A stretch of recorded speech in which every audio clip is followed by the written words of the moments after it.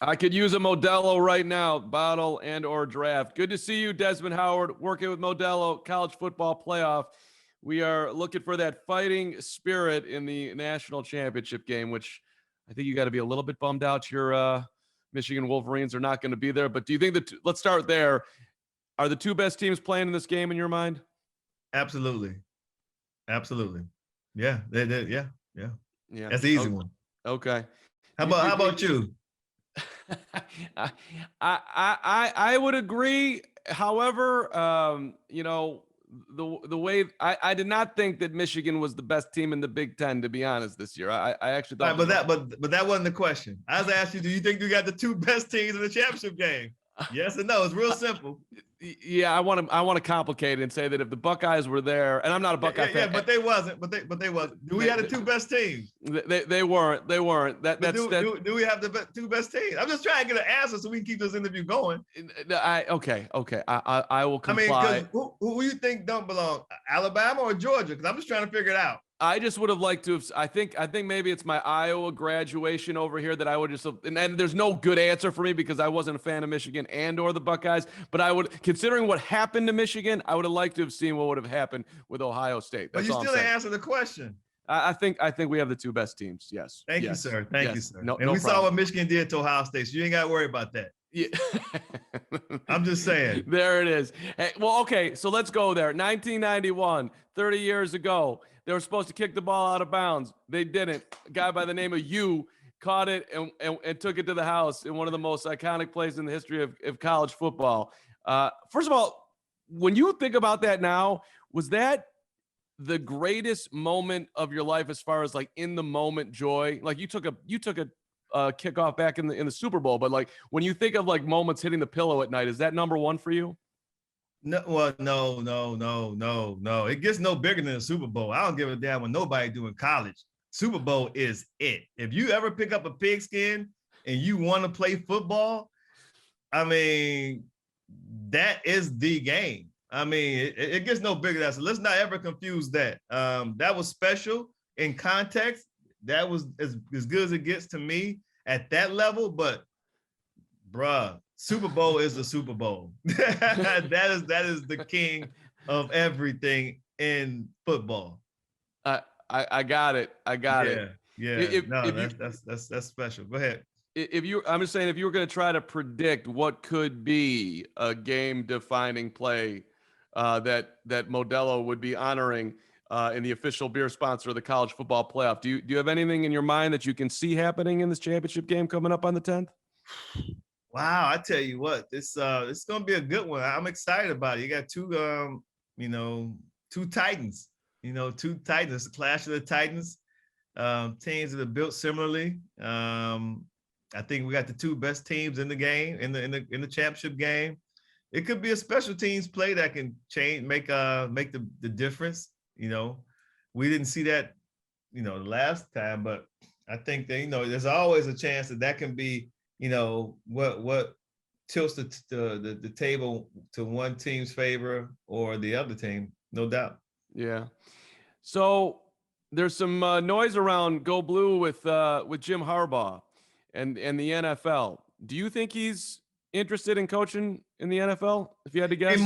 Hey, Mark, I think you can set your clock to this. We deal with it every year. I mean, they do as a program and we do as media. It's the same thing every year. And normally it's because they've had a bad season. And okay, well, Jim Harbaugh's had enough of this. He wants to get back into the NFL. And now he's the AP coach of the year. They've had a fantastic season. Okay, Jim Harbaugh's had enough of this. He wants to get back to the NFL. I really don't believe that he wants to get back to the NFL just yet. I do think that he understands that he has something special in Ann Arbor. He assembled a really, really good coaching staff, and they've had, tremendous success in year one. And I think that he wants to see how far they can take it. From a Michigan standpoint, would you be like, oh no, he's leaving, or okay, we'll find the next guy?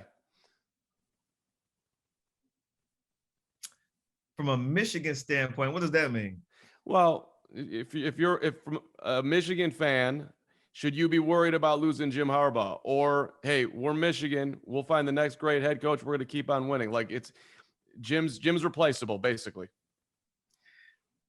Well, I wouldn't make that statement. That's your words. My take on it would be, it's tough after the year they've had, the staff he's assembled, to see anybody leave. I just think it's tough to see anybody leave after they've had a season that crowned them the AP Coach of the Year, and they assembled this young staff together. And you think that the future is bright for, not only them, but the kids. So it would be something that no matter who it was at any program, it would be kind of, interesting to see happen. Yeah. Yeah. I'm in Chicago, Des, and there's rumors with him and the Bears. And of course he, came into the league with Chicago.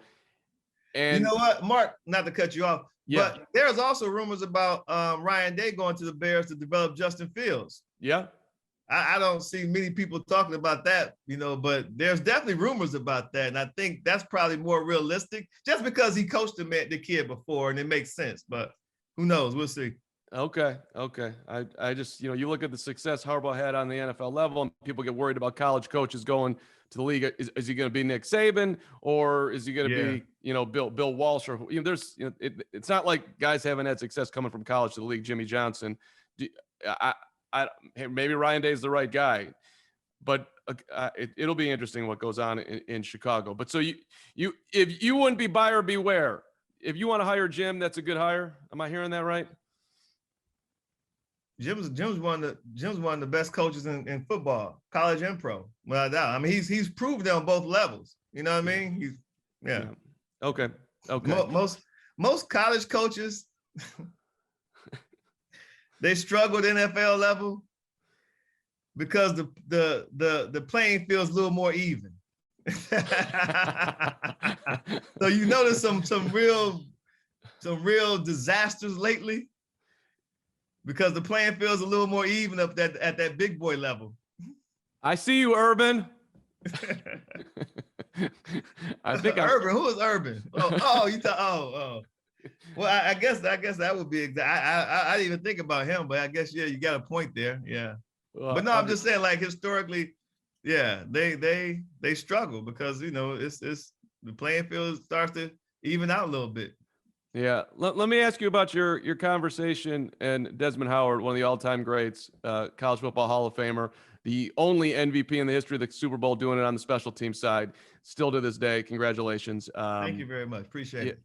So you guys were having a conversation about college kids caring or not caring, declaring for the pros, not playing in bowl games. I look at it like it's more competitive nowadays than it ever has been. Like dudes are, they got to focus on one sport when they're 10 years old. And so it's crazy to me what's going on out there. But then we get in the conversation, do they really care about football? So I'm curious how you break that part down. Like, yes, maybe they're just looking out for themselves differently today than they used to. Well, I can't blame them because now the financials are out there for everybody to see. Once you look at the financials, how can you blame these young men for looking out for their bags? You know what I mean? They look out for their bags. So it makes sense in that regard. I think that if you watch the segment that you're talking about with Game Day, you would notice that my comment at the end was, you guys keep running through these red lights and I don't get a chance to speak, meaning that the producers in the ear saying, wrap it up. But the guys to my left keep talking. They all keep talking. I'm the one sitting there playing by the rules, like, okay, they're going to wrap it now. And I don't jump in because the producer's saying, wrap it up. I had a lot more to say about that topic, but it never got out. But if you watch that, okay, at least Desmond had more to say. He didn't get it in because he was playing by the rules. The producers like, wrap it up. Those guys kept flying through the red light. As far as the comment about entitlement, don't forget, Mark, I do this for a living. So I speak to a lot of coaches, coordinators, and recruiters. And when they talk about some of the players, not all the players, of course, but some of the players, they said that they like to talk about like the competitive spirit isn't there as much. And case in point, look at the transfer portal. So nowadays, when a kid goes to university and he doesn't win the starting job, oftentimes he jumps into the transfer portal. He doesn't want to stay there and compete. The competitive spirit just isn't as strong as it used to be, where we'll stay there. Okay, well, I'll win in the spring football. I'll do this. A lot of guys all you got to do is check the numbers of the transfer portal. The cup runneth over. Okay. And so they talk about this, whereas before we'd be like, we'll play you anywhere, anytime. Just line up that parking lot over there and we'll play you in the parking lot, because we had that competitive spirit. Other players had that competitive spirit. Some players don't. Now you take that mindset, that mentality, where they're jumping ship because they can't win a job, or someone else comes in and he's better and he performed better, so now they want to, transfer schools. And you take that mindset and you go now to, it's the bowl system. So now it's the same type of kids who were jumping ship and not in the bowl system. And it's like, okay, if it's not the college football playoff, then I don't want to play. Now, I come from an era, a generation where the only time you didn't play with your brothers, go to war with your brothers, we're like a family. Only time you didn't participate with them was if you were hurt. There's no way you could look your guys in their eyes and say, hey, man, I know we got this bowl game. I know y'all need me this game because we're playing against another really good team. But, man, I'm not going to play because I just got to look out for my own financial interest.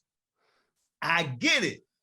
But there, switching, you just don't turn that switch on where you go from, yeah, man, I want to just go to war with my brothers no matter what. We're going to go out here and do what we got to do. Or we got a bowl game. Or we playing against them. Or they think they're better than us. They're from a different conference. We're going to show them we got the better team. We're in the better conference. And now you flip it to, yeah, well, hey, you guys, man, good luck out there against them cats, man, because I'm going to sit this one out because I got to go, get ready and prep for the NFL. So, but I do get it, and I'm a big advocate of players having their own autonomy and the ability to make decisions.